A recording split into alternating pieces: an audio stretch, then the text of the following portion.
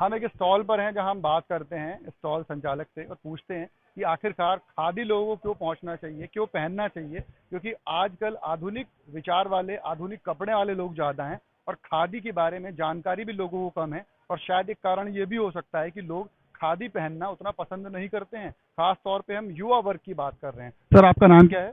सुरेंद्र सिंह। सुरेंद्र जी। तो सुरेंद्र जी, आप अपने तरफ से बताइए, आप कब से काम कर रहे हैं इस तरह की संस्थान में? करीबन 35 साल।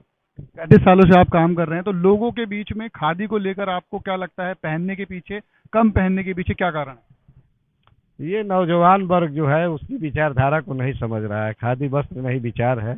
जो भी आप पैसा खादी खादी खरीदने में खर्च करते हैं वो बहुत गरीब लोगों तक जाता है। छिपी, बुनकर, कत्तिन, रंगरेज, इन वर्गों तक जाता है यह। आपको लगता है कि अगर हम खादी को सही तरह से प्रचारित और प्रसारित करें तो लोगों के बीच में खादी की पहुंच फिर से बन जाएगी, लोग फिर से खादी पहनना शुरू कर देंगे? बिल्कुल, प्रचार प्रसार के लिए तो प्रदर्शनी रख रही है ताकि लोग इसको समझे, जाने।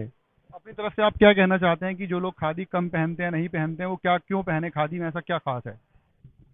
खादी जो है नेचुरल वस्त्र है। ये प्राकृतिक है, कृत्रिम नहीं है। सूती कपड़ा शरीर के लिए फायदेमंद है। तो ये सर्दी और गर्मी दोनों में पहना जाता है, अभी योगी जी बोल रहे थे। हाँ, सर्दी गर्मी दोनों में पहना जाता है। ये हैंडमेड होता है सारा? हैंडमेड होता है। सूत इसका हाथ से काता जाता है, हाथ से ही बुना जाता है। फिर उसकी रंगाई जो भी होता है प्रोसेस सब हाथ का होता तो अगर हम सिंपल सा प्रोसेस आपसे एक लाइन में जानना चाहें, जितना आप हमें बता पाएं।